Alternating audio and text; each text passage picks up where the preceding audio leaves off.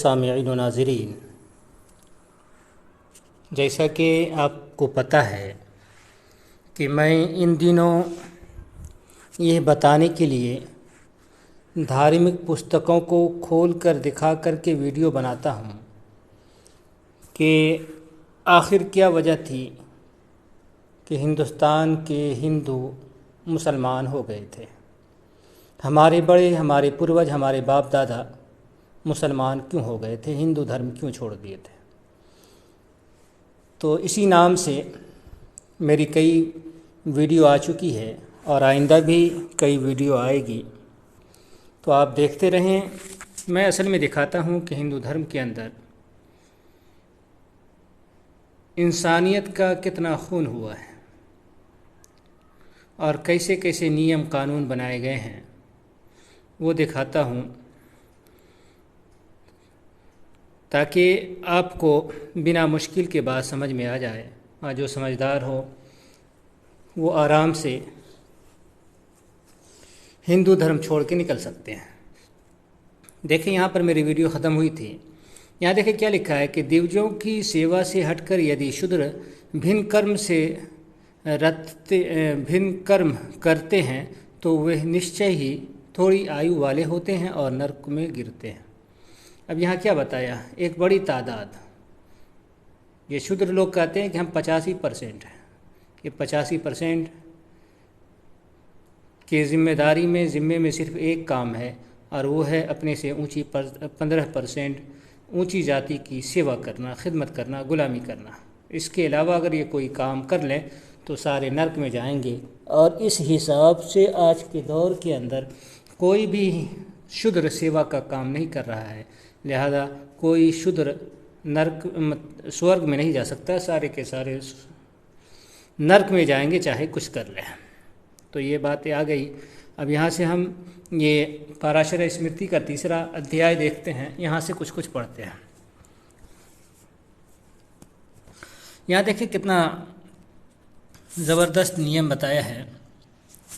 यहाँ लिखा है कि इससे आगे मैं जन्म, सूतक और मरण पातक में शुद्धि का वर्णन करता हूँ। इसमें क्या होता है, सूतक और पातक होता है कि सूतक कहते हैं कि बच्चा पैदा हो तो उसका ख़ानदान पूरा का पूरा ऊपर 7 नस्ल या 5 नस्ल या 3 नस्ल के सारे लोग नापाक हो जाते हैं। अगर किसी ख़ानदान में वहाँ तक 5 नस्ल ऊपर तक अगर बच्चा पैदा हुआ, इसी तरह से अगर कोई मरा हो तब भी। और ये कितने दिन तक रहेगा तो उसके बारे में बताया है कि ब्राह्मण 3 दिन में शुद्ध होते हैं, क्षत्रिय 12 दिन में, वैश्य 15 दिन में और शूद्र 1 मास में। तो ये कानून है कि मरे कोई नापाक कोई और हो, बच्चा पैदा हो किसी और को और नापाक हो जाए कोई और, पूरा का पूरा एक 5 या 7 नस्ल नापाक हो जाए, अपवित्र हो जाए। और ये नहीं कि अपवित्र हो गए हैं तो चलो ठीक है, अब अगर वो किसी को और को छू ले तो जिसको छू ले वो भी अपवित्र हो जाएगा, वो भी किसी को छू ले तो वो भी अपवित्र हो जाएगा। ये बात कहीं और लिखी हुई है। फिर यहाँ से जो है बहुत सारे नियम इसी के बारे में आए हैं, सूतक के बारे में और मरने के बाद जो पातक होता है उसके बारे में पूरा का पूरा आया है। यदि कहा है स्त्रियों का गर्भ नष्ट हो जाए अथवा गर्भ गिर जाए तो जितने महीने गर्भ का गिरा है उतने ही दिन का वो सूतक होता है। तो ये सूतक और पातक की बात अभी चल रही है। हम दिखाते हैं कुछ आगे जो काम की चीज़ें हैं। सूतक तथा पातक में ब्राह्मण संपर्क स्पर्श से दूषित होता है, यानी छुआ नहीं जा सकते, ब्राह्मण को छू नहीं सकते हैं। तो इसी तरह की बात है कि पूरे के पूरे नस्ल को अब आप उसे संपर्क नहीं रख सकते हैं।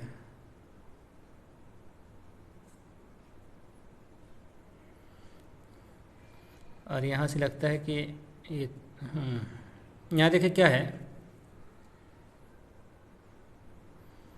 और यहाँ से आप क्षत्रियों के बारे में लगता है। लोक में ये 2 पुरुष सूर्य मंडल का भेदन करने वाले हैं, एक तो योग से युक्त सन्यासी और दूसरा आमने सामने के युद्ध में मारा हुआ क्षत्रिय।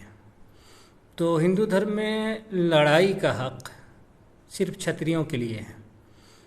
औजार हथियार सिर्फ क्षत्रिय ही रख सकता है और दोनों तरफ लड़ने वाले क्षत्रिय ही होंगे, जिसको राजपूत कह लें।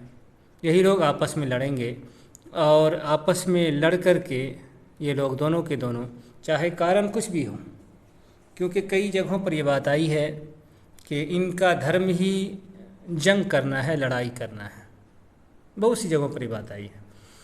तो यहाँ यही बात आई है कि दोनों लोग आपस में लड़ जाएं तो दोनों स्वर्ग में चले जाएंगे। इसके पीछे ब्राह्मण की एक नीति थी कि क्षत्रियों को आपस में लड़ाकर इस तरह से बुखला दिया जाए कि उसको कुछ सोचने के लिए वक्त ही ना मिले।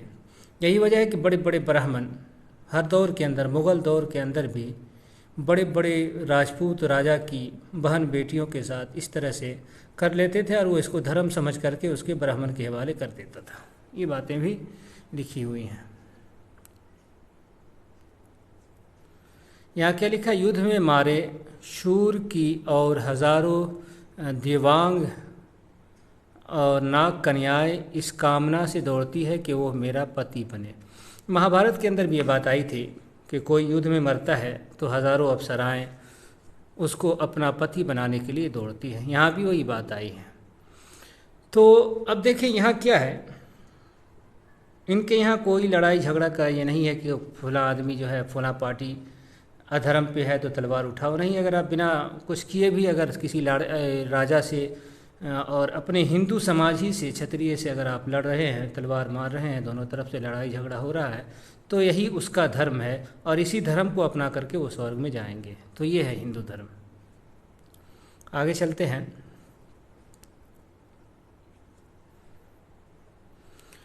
इस श्लोक में देखिए क्या बात लिखा है, किस तरह से क्षत्रियों को, राजाओं को आपस में बेवकूफ़ बना रहा ब्राह्मण।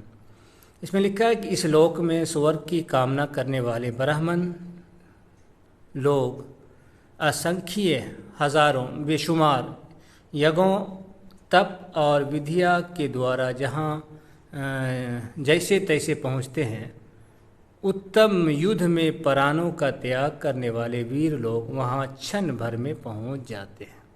इस तरह से बेवकूफ़ बनाया है कि आपस में लड़ो, लड़ कर के जान दे दो।